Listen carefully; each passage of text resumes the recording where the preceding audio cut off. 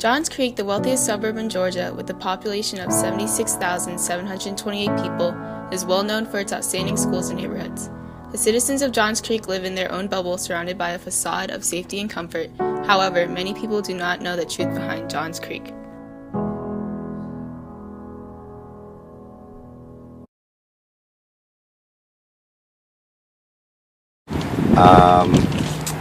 Anything that involves forcing people to do things that are like against their will. I don't know. Basically, it's the sale of humans as though they're objects. I think human trafficking is basically when there are bad people that take innocent, normally young, I would say girls, but I mean, I'm sure like there's human trafficking for any sense, but it's when they take them and they sell their body or the actual person to other people, and it's used for like prostitution and stuff like that. I would say the human trafficking is the moving of slaves and prostitution throughout the country.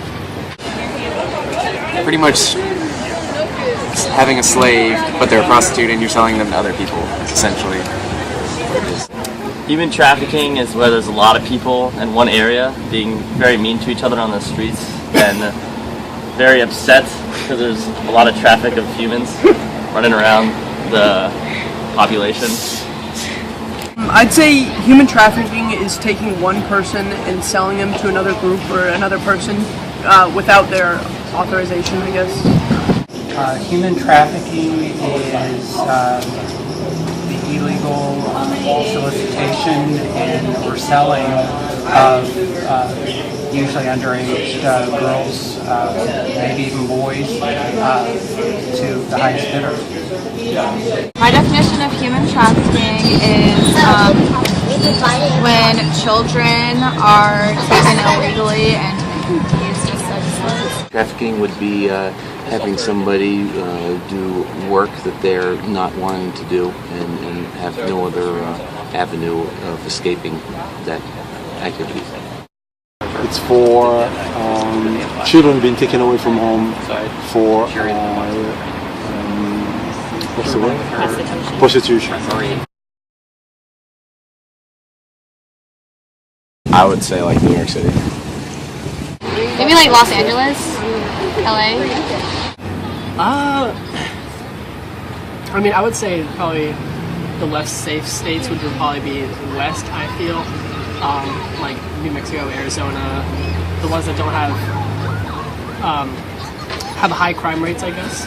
Maybe like California or somewhere over in that area. Wherever the Super Bowl's at. Seattle. What was it this year? New York. This year was New York for sure.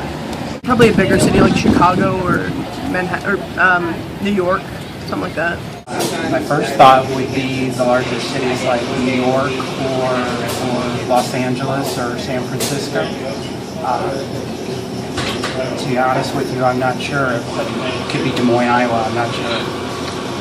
The California area, maybe I say so. No, Los Angeles. Los Angeles.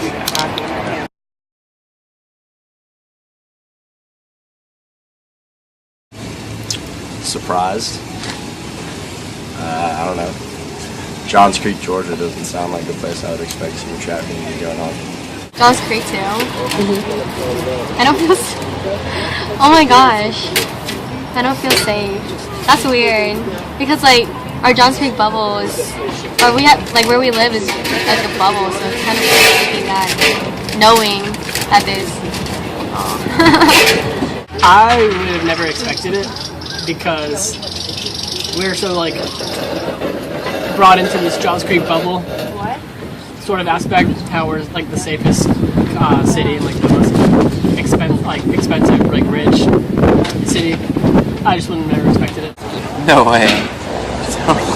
Wait, really? That's really unexpected. Alright, I didn't know that. I feel honored to be here right now. Oh my gosh. It's pretty surprising because, I mean, I've been down there plenty of times with my family and it just seems so safe because we're used to a safe area and it's really surprising. It is?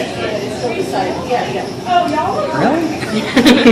I did not know that. I did not know that. Why? I mean, what is it about Atlanta that makes it a hub? It's insane. Especially because it's where I grew up. Wow, shocked.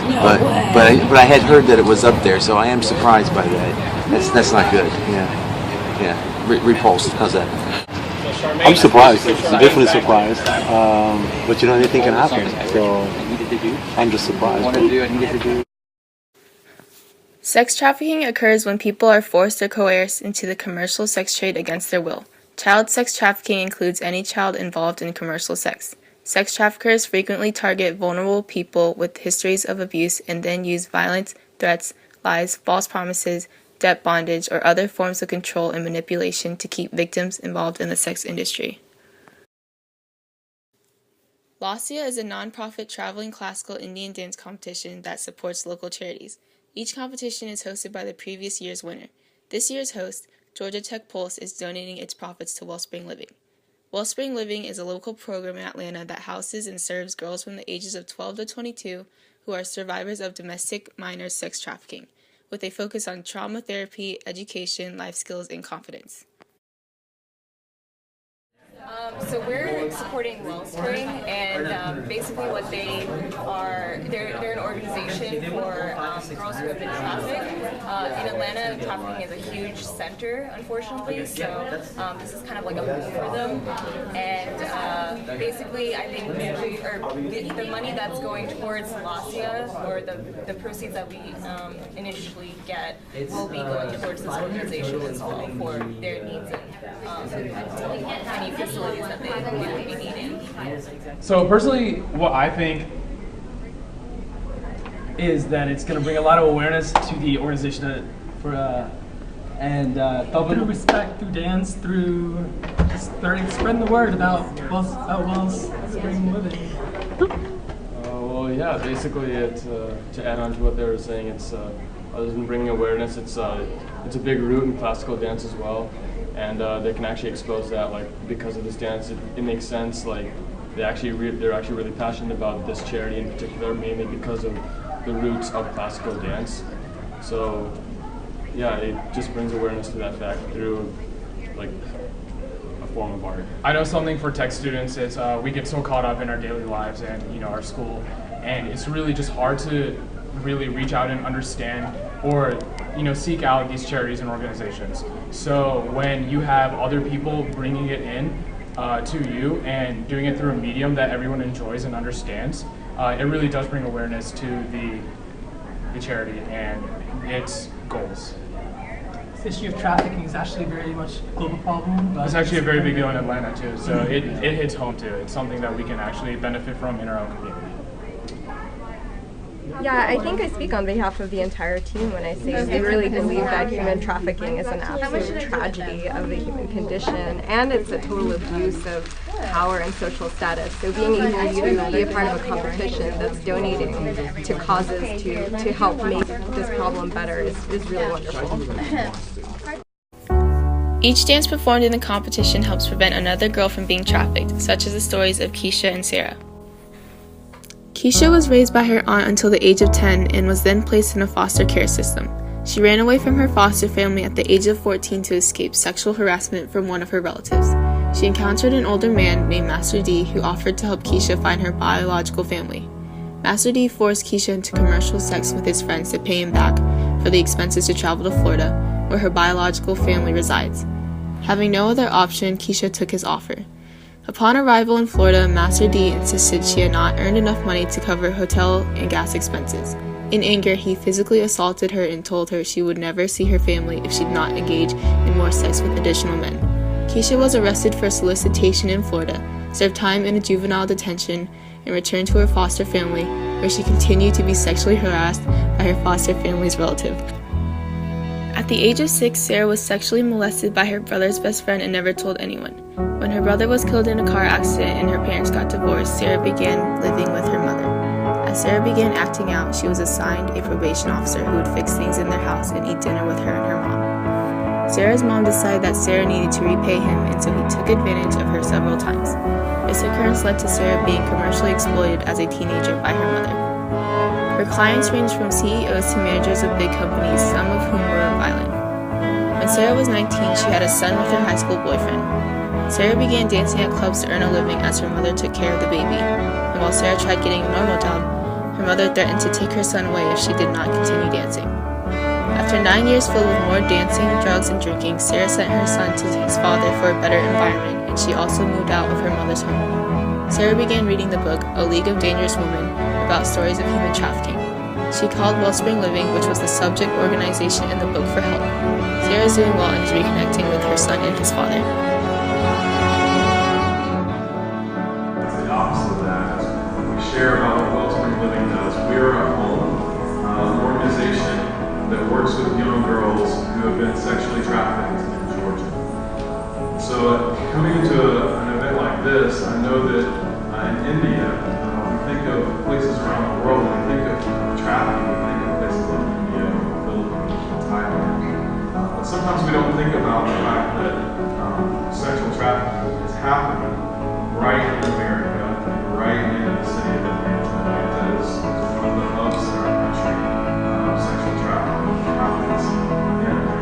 When I see you all perform, I think of a young man that I teach. When I first started working in the military, she was from that.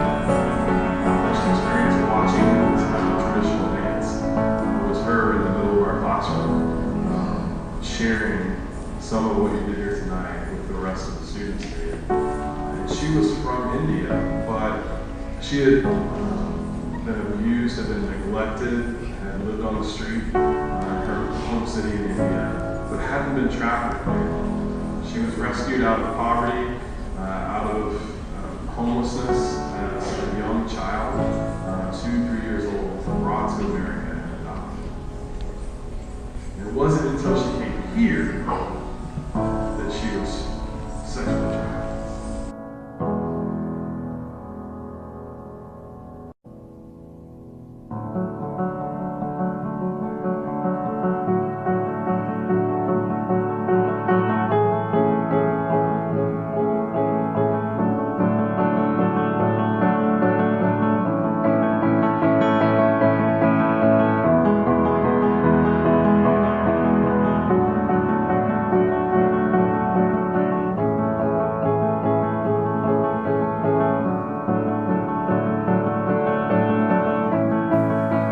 Even in the so-called Johns Creek bubble, there are occurrences of human trafficking.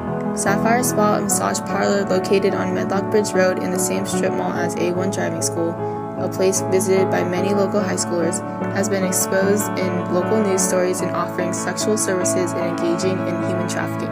Many parents are speaking out in concern of the safety of their town, as well as the increase of the human trafficking industry.